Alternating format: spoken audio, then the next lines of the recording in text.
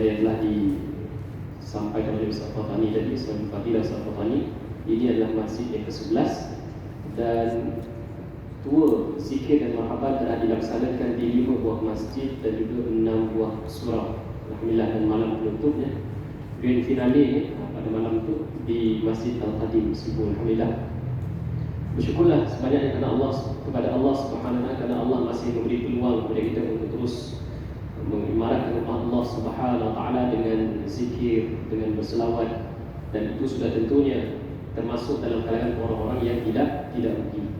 Allah berfirman, wal 'asri innal insana fi khusr illa alladhina amanu wa 'amilus solihat wa tawassaw bil haqq wa tawassaw bis sabr.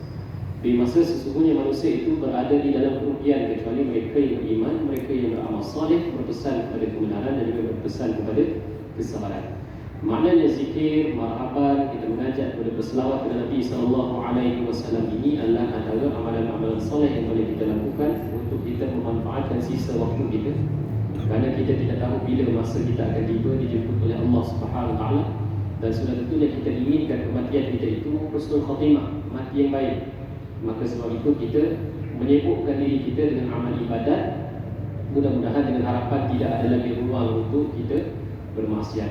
Dan ini sudah tentu menjadi salah satu daripada usaha yang murni, usaha yang baik diteruskan. Mudah-mudahan di tahun gelap mungkin ada majlis ibu berselawat kan, insyaAllah mudah-mudahan mengajak kita untuk sama-sama berselawat kepada Nabi Muhammad SAW. Alhamdulillah, walaupun kita telah berada pada 10 atau 11 Rabiul Akhir, tidak bermakna cinta kita kepada Nabi Muhammad SAW itu berakhir. Maknanya cinta kita kepada Nabi SAW itu bukanlah cinta yang bermusim.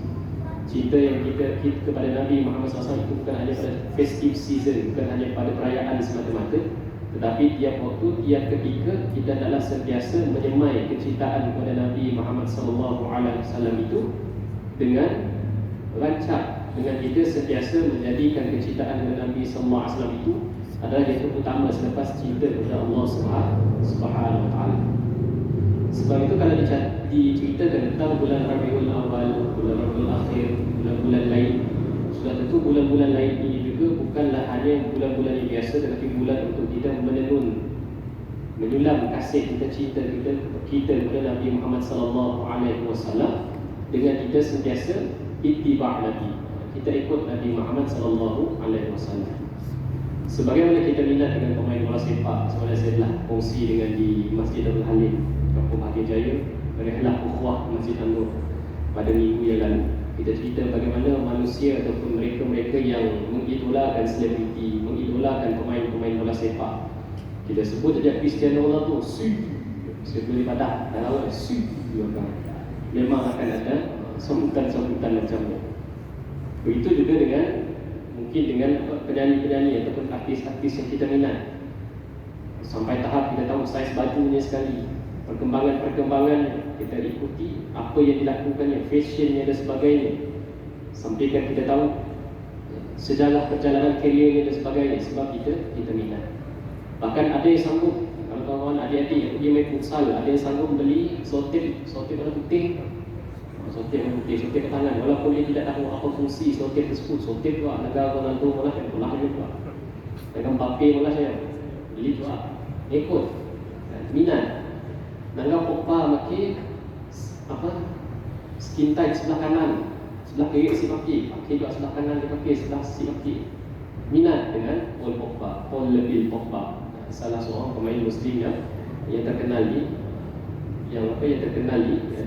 Liga Italia, Juventus. Jadi minat, sebab minat maka mereka sanggup untuk mengikut mereka satu persatu dari segi fashion rambutnya. Mana yang suka cukur kening, ikut buat cukur kening. Mana yang suka cukur rambut qazak, ikut juga, walaupun benda itu adalah yang diharam oleh agama Islam, oleh kerana minat, suka, cinta kepada mereka.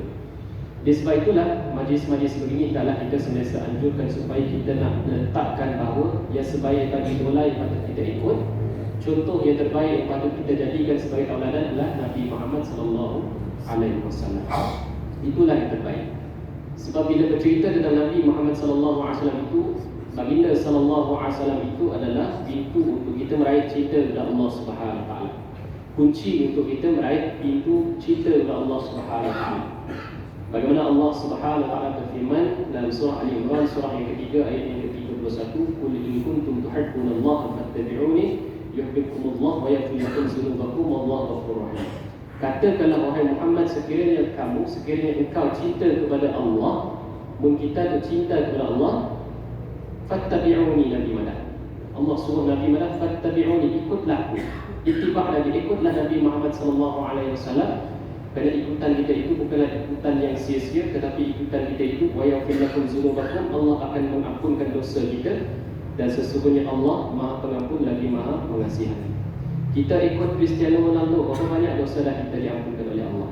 Kita ikut selebriti, kita ikut artis, kita ikut sesiapa yang kita minat, siapa yang kita senangi, mana-mana pemimpin yang kita fanatikkan. Kita tanya diri kita sendiri, kita koreksi diri kita, kita introspeksi diri kita, kita muhasabah diri.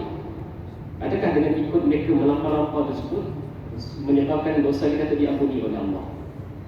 Jadi kita muhasabah diri kita. Tapi kalau kita ikut Nabi Muhammad SAW, ittiba' Nabi, kita ikut Nabi SAW, maka Allah akan mengampunkan dosa-dosa kita. Tambah lagi kita si tahu berapa banyak dosa kita. Kita si tahu sebab kita si nampak account dosa kita macam ni.